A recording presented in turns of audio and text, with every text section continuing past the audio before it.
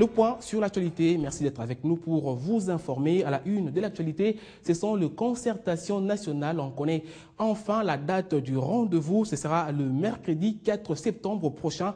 L'annonce de la tenue de ces forums nationaux a été faite ce mardi dans la matinée par le bureau du Présidium. Après la signature du règlement intérieur, près de 700 délégués des forces vives du pays seront dès la partie et les travaux seront ouverts par le chef de l'État, Joseph Kabila. Après les travaux préparatoires, instituant les secrétariats techniques et les groupes de contact, qui s'est penché sur l'examen des thématiques et du règlement intérieur, ce mardi, le Présidium a procédé à la signature du règlement intérieur devant le membre du groupe de contact dans la salle de banquet du Palais du Peuple. De ce soir, nous allons commencer à inviter les délégués S-qualité, les membres de la diaspora, et nous allons en même temps, au niveau du secrétariat technique, attendre les différentes listes des délégués des composantes aux concertations nationales. Bien avant, les présidents de l'Assemblée nationale Obemina Koundiala Njoko et du Sénat Léo Kengo Wadondo, constituant le Présidium des concertations nationales, ont été reçus en audience par le président de la République, Joseph Kabila Kabange, qui a effectué les déplacements du Palais du Peuple. Après la signature du règlement intérieur, la date de la tenue des assises des concertations nationales a été annoncée par le Présidium. Les concertations nationales débutent ce 4 septembre. L'ouverture solennelle par le président de la République. Le règlement intérieur est en vigueur. Ce sera remis au chef de l'État. Les composantes, parties prenantes aux concertations nationales, se félicitent pour l'aboutissement des travaux de groupes de contact. L'essentiel est que tout le monde soit là parce que nous avons souhaité que ce forum soit réellement inclusif. Et nous tenons vraiment sur l'inclusivité. Le fait seulement que les gens se rencontrent, ça brise la glace. Et je crois que tout est permis. En tout cas, moi je suis optimiste qu'on arrivera à une entente. Après la signature du règlement intérieur, l'ouverture des assises des concertations nationales sera présidée le 4 septembre par le chef de l'État, Joseph Kabila Kabange, qui devra aussi clôturer les assises des concertations nationales. Et ces concertations nationales concernent aussi les médias et surtout leur comportement. Ils sont appelés à plus de retenue et de professionnalisme. C'est l'appel du Conseil supérieur de l'audiovisuel et de la communication. La structure n'a pas également oublié les populations de l'Est, surtout celles des Goma, victimes récemment des tirs d'obus venant du Rwanda et de positions du M23. Elle affirme sa solidarité. C'était lors d'une communication à l'issue de sa 19e session ordinaire de son Assemblée générale. Suivez un extrait de ces messages. En cette période des concertations nationales, le CESAC, en sa qualité de promoteur de l'excellence dans les médias de la République démocratique du Congo, exhorte les professionnels de l'information et de la communication à plus de rigueur, à plus d'objectivité et à plus de responsabilité dans la récolte, dans la sélection, dans le traitement et dans la diffusion de l'information. Le Conseil supérieur de l'audiovisuel et de la communication, institution d'appui à la démocratie, exprime sa solidarité à l'endroit des populations de l'Est de la République à l'occasion des derniers événements qui ont endeuillé la ville de Goma.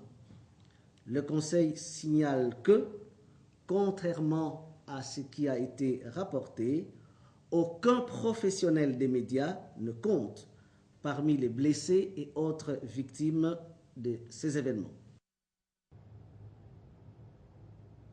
L'actualité, c'est aussi la situation qui prévaut actuellement dans l'Est. Elle ne laisse personne indifférente, y compris les sénateurs américains. 6 d'entre eux séjournent depuis quelques jours dans la région du Grand Lac. Ils préconisent une solution politique au conflit en RDC. Alors la question, doit-on attendre concrètement de ces séjours? Quoi exactement? Élément de réponse dans cette analyse de la rédaction. Ils sont passés dimanche à Goma avant l'autre étape de leur périple, Kigali, la capitale du Rwanda. Loin d'être un déplacement touristique, le voyage de ces 6 sénateurs américains dans la région de Grand Lac est motivé par l'instabilité qui la caractérise Surtout les guerres récurrentes que le Rwanda et l'Ouganda livrent à la République démocratique du Congo dans sa partie est avec toutes ses conséquences sur tous les plans. À Goma, ils ont proposé l'approche politique qu'ils estiment être la meilleure solution pour mettre fin à ces guerres. La présence des Nations Unies ici est très importante, mais la solution ne viendra pas des Nations Unies, ont fait remarquer les élus du peuple américain par la bouche de leur chef de délégation, Graham Lindsley, qui a ajouté qu'il doit y avoir une solution entre le peuple de cette région et du Congo entier, mais également avec les voisins, sans pourtant les citer. Mais leur proposition, qui n'est pas d'ailleurs une nouveauté, puisque l'une des 3 options levées par Joseph Kabila, le président de la République démocratique du Congo, depuis le déclenchement de cette nouvelle guerre, a tout de même une particularité. Kinshasa devra discuter avec ses voisins, le Rwanda et l'Ouganda. Plus aucun doute, la RDC n'a jamais été agressée par une certaine rébellion du 23 mars, mais plutôt par ses voisins. Qu'attendre donc de cette visite des sénateurs américains à leur retour dans leur pays? Quand on se rappelle les mesures sans résultat escompté prises par la grande puissance à l'encontre du régime Kagame, même l'appel médiatisé du président Barack Obama à son homologue rwandais, l'invitant à cesser tout soutien au M23, n'a pas changé grand-chose dans l'attitude du dirigeant rwandais vis-à-vis de la RDC. Que peut encore attendre le peuple congolais, des puissants du monde, apparemment larges à l'égard du régime en place à Kigali, mais qui a du mal à respecter ses engagements au niveau africain, international. Le peuple congolais qui s'informe de plus en plus sur la marche du monde et son système commence à croire de moins en moins en l'impact positif de ces visites et en toutes ces sanctions que la communauté internationale agite chaque jour sur le soutien du M23. Également dans l'actualité, Thabo Mbeki est à Kinshasa. C'est depuis lundi 26 août. L'ancien président sud-africain conduit une délégation du groupe de personnalités de haut niveau contre le flux financier illicite en provenance de l'Afrique dans la RDC. Et c'est mardi, la délégation a eu une séance de travail avec le ministre délégué aux Finances et les vice-ministres de l'Intérieur. Elle a également été reçue par le chef de l'État, Joseph Kabila. C'est ici, au sein de la première représentation de la territoriale congolaise, que la délégation du groupe a travaillé ce mardi sur l'objet de leur visite dans le pays, s'agissant de l'ampleur et la complexité des flux financiers illicites en provenance de la République démocratique du Congo. Le groupe, dans son agenda, avait prévu des séances de travail avec des dirigeants de plusieurs institutions étatiques et c'est ce qui est en train d'être fait. Les flux financiers ont pour conséquence la réduction des revenus fiscaux, causant ainsi l'aggravation de la pauvreté. Donc c'est un sujet à prendre au sérieux. Il y a aussi un phénomène de criminalité financière assez important et qui se traduit, c'est exactement ce que le chef de l'État a déjà dit, que les ressources naturelles ne contribuent pas assez aux recettes publiques et ne nous permettent pas de déployer des politiques publiques qui devraient permettre de reculer les frontières de la pauvreté. Depuis 1970, l'Afrique a perdu près de 850 milliards de dollars américains. C'est trop. Nous avons dû rencontrer différentes institutions gouvernementales pour pouvoir traiter de cette question. Qu'il s'agisse de douane, revenue collection, ou bien de l'impôt, immigration, border police, la police de frontières, ainsi de suite. Pour mémoire, l'idée de créer le groupe a vu le jour à Addis Abeba en mars 2011 lors de la 4e réunion annuelle conjointe de la conférence des ministres africains de l'économie et des finances de l'Union africaine et la conférence des ministres africains des finances, de la planification et du développement économique, la Commission économique pour l'Afrique. La mission générale du groupe consiste à formuler des recommandations claires sur la maîtrise des flux financiers illicites en provenance de l'Afrique.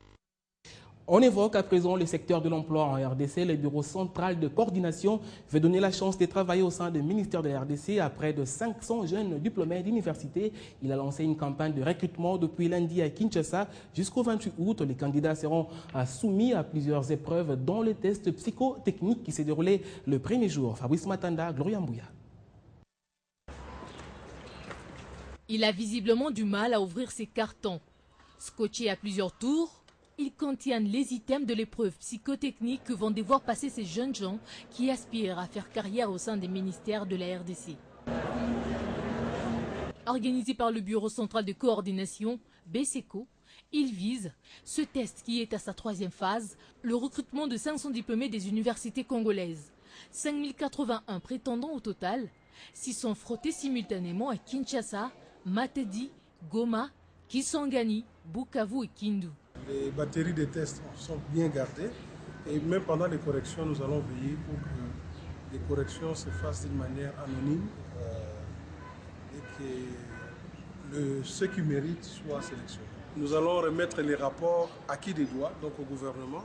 Il revient au gouvernement de pouvoir les affecter, les utiliser, bien sûr moyennant une formation.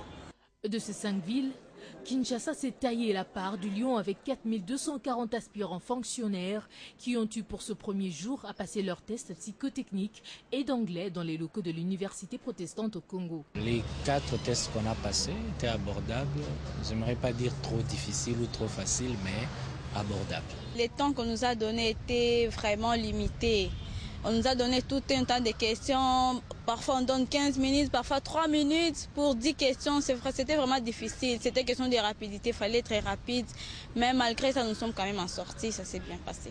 Création des emplois et injection du sang neuf dans l'administration publique, c'est le noble objectif poursuivi par le BCECO dans ce recrutement qui s'inscrit dans le processus de réforme initié par Joseph Kabila. Bonne chance à tous les candidats. Les Kinshasa en seront en province dans le Bandundu. Jean Kamisendo tient au développement de sa province. Le gouverneur vient de doter la brigade de recettes de sa province d'un lot important de matériel roulant, motos, vélos et autres matériels serviront de mobilité des différents agents des régies financières. Fini avec les problèmes de mobilité à la brigade des recettes de la province du Bandundu, Berbé en sigle. Le gouverneur Jean Kamisendo Kutuka vient de doter à cette brigade, grâce à un prêt de la Banque internationale des crédits, un lot important de matériel roulant pour la mobilité des agents de cette brigade de recettes. Dans ces lots, on note un nombre important de motos, moteurs hors bord, vélos et jeeps. S'ajoutent à cela des imprimés de valeurs et autres fournitures de bureaux. C'est le responsable provincial du service des contrôles de passation du marché du Bandundu qui a remis symboliquement ses premiers lots de matériel à la BRB. Pour le directeur provincial de cette brigade, ces gestes viennent de résoudre à l'épineux problème qui gangrénait la maximisation de recettes dans les Bandundu.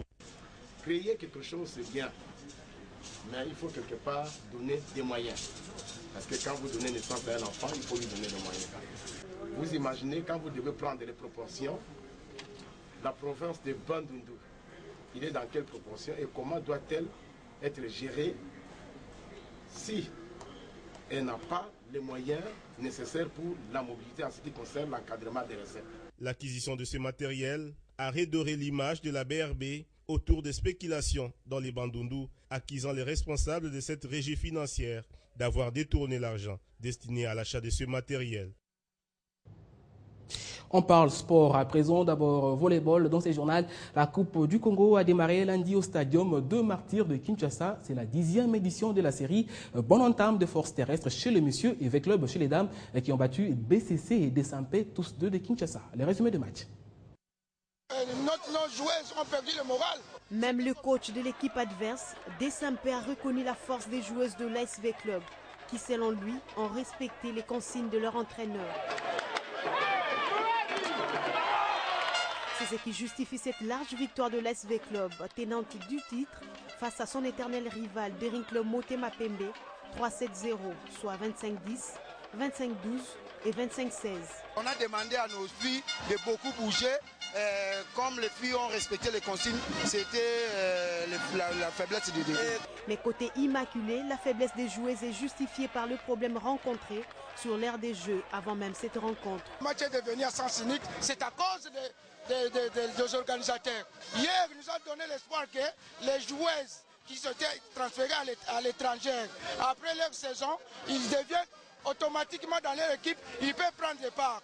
À l'arrivée, 6 places. Suite à la pression des présidents des V-Club, ils ont changé. Mais qu'à cela ne tienne, le président de la coordination du Daring Club Motema Pembe affirme ici que les résultats portent peu pour son équipe.